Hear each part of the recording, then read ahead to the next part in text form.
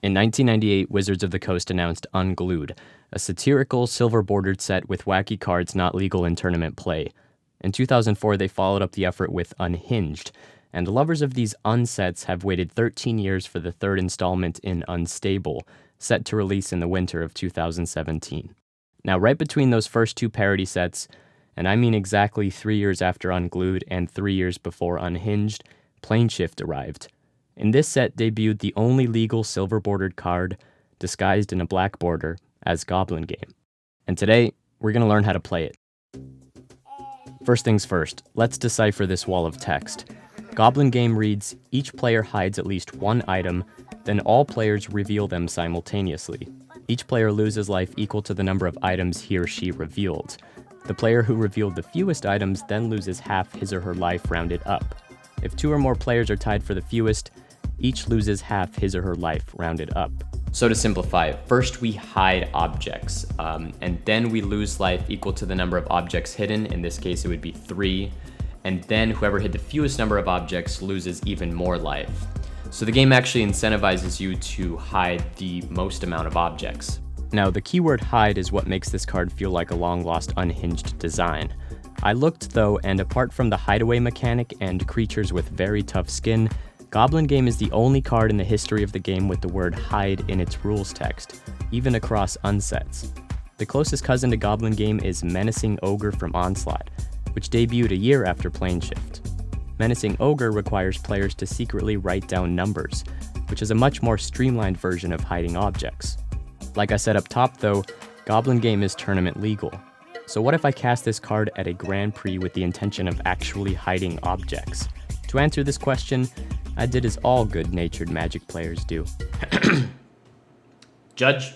To the rescue came my buddy Max Kahn. So my name is Max Kahn. I'm a level 2 judge currently out of Seattle, Washington, but I've done most. My first question for Max, how do we define objects? So they say that you need to use common sense, which is obviously true. If you're in a tournament setting, you can't hide your fingers or something. So they say use dice, use beads, use number of magic cards, I guess works. Just make sure they're not part of the game. We concluded then that the objects must be uniform and small enough to hide, and agreed upon between both players. And then we want to make sure that these players are revealing them simultaneously, that both players are aware that they can't, cheat it in any way. They can't perform sleight of hand tricks, and they can't manipulate their number once they've chosen the objects to hide. And these objects should be hidden in plain sight. So covering it with your hands while you're adjusting the number on the piece of paper, or under the table or something. You don't need to hide it on the other side of the convention center if you're playing at a Grand Prix. Of course, there is a much more pragmatic way to do this, albeit far less in spirit with the card. But if I was in a tournament setting, the way that I would do it is the same way that Magic Online does it. You just pick a number. So instead of hiding objects, you just write down on a piece of paper, oh, I choose 10. Ideally though, you're not just choosing a number at random. You want to cast Goblin Game with a plan. See, because Goblin Game is a perfect example of an all-pay auction, an idea based in economics and game theory in which every bidder must pay, regardless of outcome. This means that there's a sweet spot for bidding. It's not simply throw out the highest number and win, like in a traditional auction. Now, I'm no mathematician, but a few number-savvy people have written articles breaking down the best way to play Goblin Game, with equations and matrices in mind. Let's look at a couple of them right now. Brian S. posted this breakdown on a mathematics Q&A website and details all of the variables involved with playing Goblin Game in a 3 to 4 person EDH pod. He first establishes 5 basic outcomes of casting the card. You'll notice that of the 5 options, only 1 results in a win. 2 of them result in eliminating some opponents but not all, and the final 2 outcomes result in game losses. This means that Goblin Game is fundamentally stacked against you, and that is due to its all-pay auction nature. Everybody loses life, no matter what. Your goal is to simply lose the least amount when the spell resolves. Of course, it's EDH, so there are caveats involved, but you can check those out yourself. One user replied, "This is a classical example of a Nash equilibrium, where the equilibrium is to bring everybody down with you, which is certainly on theme for goblins." The user goes on to say, "You can also note that if you get an edge, people can't team up against you. You're perfectly immune to their actions, as there is no cooperation possible. In other words, Goblin Game is all about timing. Your first rule of Krark's Thumb is to cast this card only when you have the most life, which is essentially the most currency in the auction. Say you're at 10, and all 3 of your opponents are at 5 life. You know that they cannot bid 5 life, otherwise they lose immediately as part of the cost. If they all bid 4 life, they also lose. Remember, there is no cooperation possible, so they cannot work together to kill you. This means that you are 100% safe to bid 4 life, which is the minimum amount that would guarantee you to be the highest bidder. Their options then are 4, 3, 2, 1, and 0.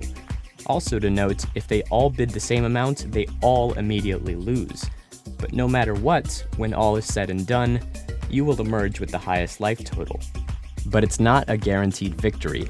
Like I said up top, Goblin Game is still not a beneficial card for you to cast in any normal game state. The author Press Tallwalker came to the same conclusion in his article, which involves matrices to determine the best outcome. He says, "The Goblin Game is a scary card to play. It is essentially a way of reducing everyone's life by about half, but with a strategic element."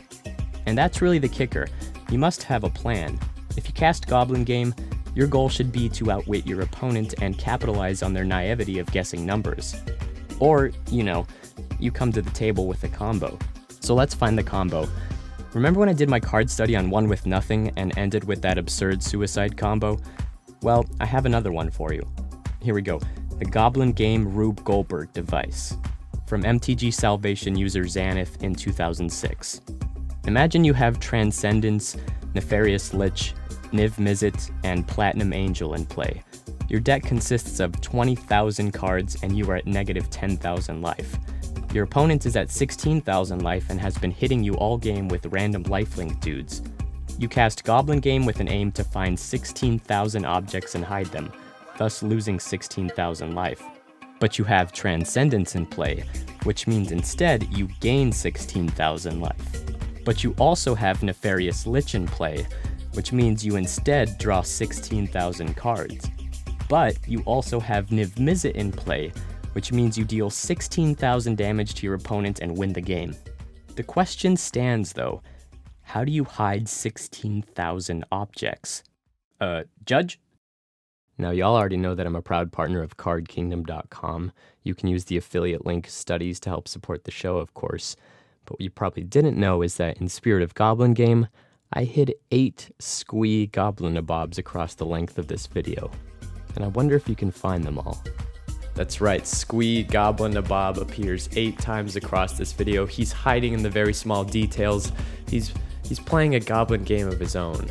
So if you want to go and have fun with the video again, go try to find Squee and let me know in the comments below if you did and where. All right, very big thank you to Max Khan. Thank you, man. I appreciate it. He is a great judge to follow on Twitter. I usually ping him at least once a month with random EDH questions, and he's always very happy to help. So check out Max Khan on Twitter and check out some of the articles he's written, especially the one on Chains of Mephistopheles and Sylvan Library and Ancestral Vision. Yeah, that's a headache. All right, so we got dice bags. This is another big announcement. We have dice bags in the shop tab at my website, risticstudies.com. I finally got these set up. They're going through Inked Gaming. I get a small kickback for every dice bag sold, so if you'd like to support the show in a more physical and direct way, you can do that. Of course, I'm also on Patreon. Please help me out on Patreon. I mean, I'm very close to the next goal, which would be a video on Black Lotus, and to be able to hit that for the next year would be super cool. So if you've been enjoying the show for a while and been on the fence about it, just chip in $1. $1 goes a very long way, and it costs you very little. So $1 on Patreon. Let's see if I can get like 10 new patrons from this video. That'd be sweet. All right, of course, cardkingdom.com/studies. I hope you enjoyed the Goblin Game. And if you've ever played this and won with this card, let me know that too. All right, guys, that's it. That's enough. See you guys next time. Cheers.